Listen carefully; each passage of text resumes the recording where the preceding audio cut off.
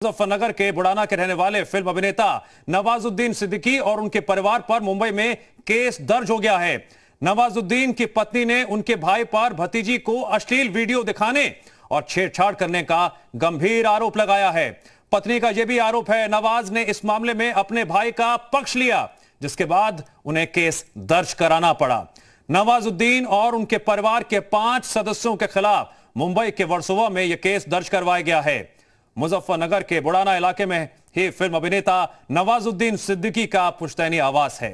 पत्नी की ओर से लिखवाई गई एफआईआर में बुड़ाना का दिखाया गया है पूरा मामला। इससे पहले नवाजुद्दीन सिद्दीकी और उनकी पत्नी का विवाद उस वक्त भी चर्चाओं में आया था जब पत्नी ने नवाजुद्दीन सिद्दीकी को व्हाट्सएप के जरिए गुजारा भत्ते की मांग की थी, तलाक का नोटिस भेजा था।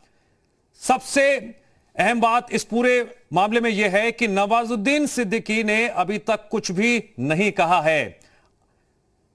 पति पत्नी के इस विवाद में नवाजुद्दीन सिद्दीकी ने अभी तक चुप्पी साध रखी है, वहीं पत्नी ने कई गंभीर आरोप लगाए हैं और अब केस भी दर्ज करा दिया है नवाजुद्दीन सिद्दीकी और उनके परिवार के 5 सदस्यों के खिलाफ।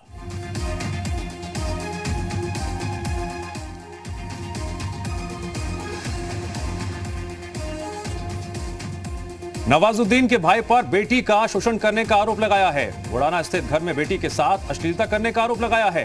नवाजुद्दीन सिद्दीकी पर पुलिस को शिकायत करने से रोकने का भी आरोप लगाया है। मुंबई के वर्सोवा में दर्ज कराई गई है एक्टर के खिलाफ एफआईआर। पति पत्नी का यह विवाद उस वक्त आया था सुर्खियों में जब व्हाट्सएप के जरिए वो स्क्रीनशॉट वायरल हुआ था जिसमें नवाजुद्दीन सिद्दीकी की पत्नी ने गुजारा भत्ता की मांग की थी और तलाक का नोटिस भेजा था। उसके बाद से लेकर अब तक नवाजुद्दीन सिद्दीकी ने इस पूरे मामले को लेकर चुप्पी नहीं तोड़ी है, अभी तक कुछ भी नहीं कहा है।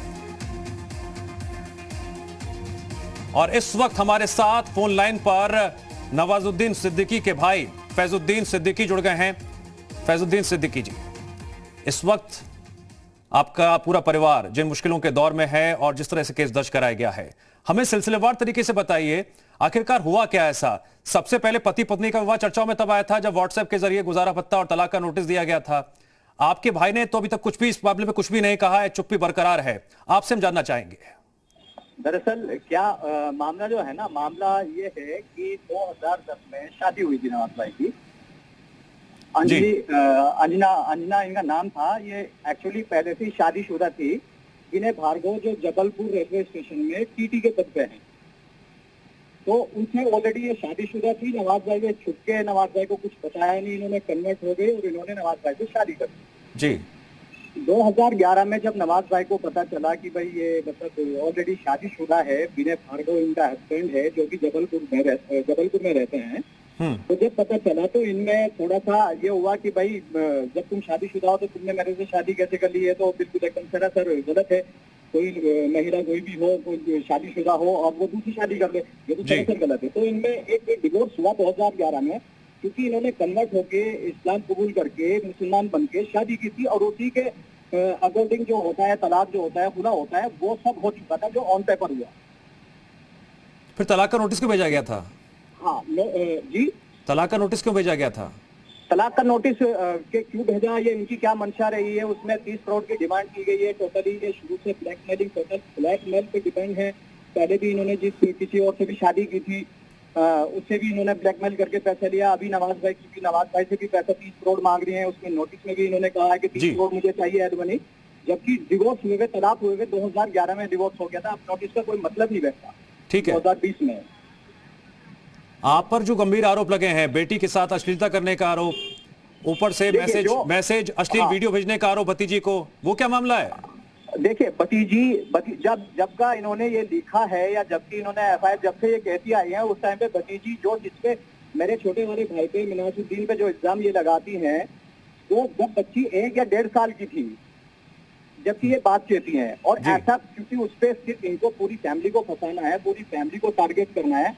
किसी को किसी इल्जाम में लगा दो, किसी को किसी इल्जाम में लगा दो। मेरी मदर कभी उनके साथ रही नहीं है, ठीक है, मैं कभी उनके साथ रहा नहीं हूँ। बॉम्बे में 5-6 महीने से मैं मदर का ट्रीटमेंट कराने के लिए बॉम्बे गया हुआ था और उससे पहले मैं कभी बॉम्बे में रहा नहीं, तो मैं कैसे उनके साथ में उनका टॉर्चर कर सकता हूँ, या मेरा कोई और भाई जो कभी रहा ही नहीं उनके साथ में। फैजुद्दीन, एक बात सुनिए, फैजुद्दीन, एक बात सुनिए, जब एक पक्ष आरोप लगा रहा होता है और दूसरा आरोप पूरी तरह से चुप्पी साध लेता है, हाँ, तो फिर बात बहुत गंभीर हो जाती है। एक तरफ आपके भाई की कल मूवी रिलीज होने वाली है, ओटीटी प्लेटफॉर्म पर रात अकेली है, दूसरी तरफ इस मामले पर नवाजुद्दीन अब तक कुछ भी बोल नहीं रहे हैं, क्यों आखिरकार?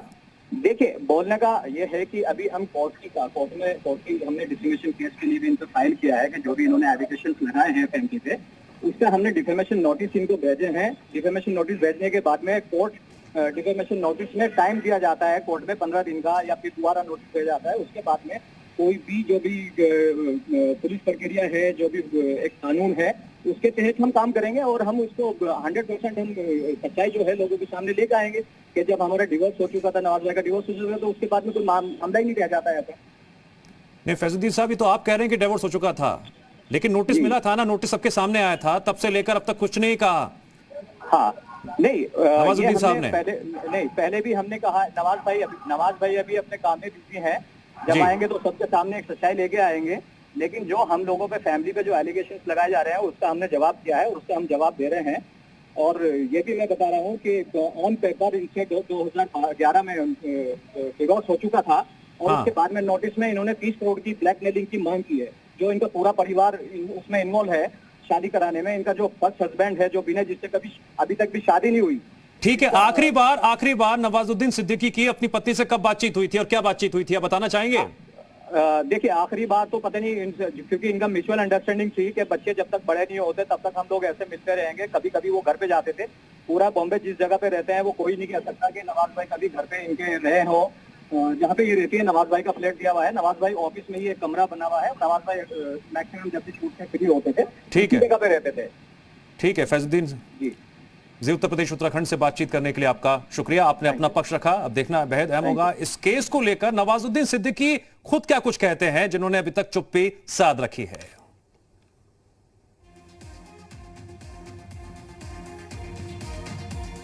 फैजुद्दीन सिद्दीकी, जो नवाजुद्दीन सिद्दीकी के भाई हैं, उन्होंने जी उत्तर प्रदेश उत्तराखंड से बातचीत करते हुए कहा कि सारे आरोप बेबुनियाद है। डाइवोर्स तो पहले ही हो चुका था, इस बात का वो दावा कर रहे हैं। इससे पहले डाइवोर्स जो नोटिस भेजा गया था व्हाट्सएप के जरिए, वो भी चर्चाओं में आया था। उसको लेकर नवाजुद्दीन सिद्दीकी ने अब तक कुछ भी नहीं कहा है सामने आकर।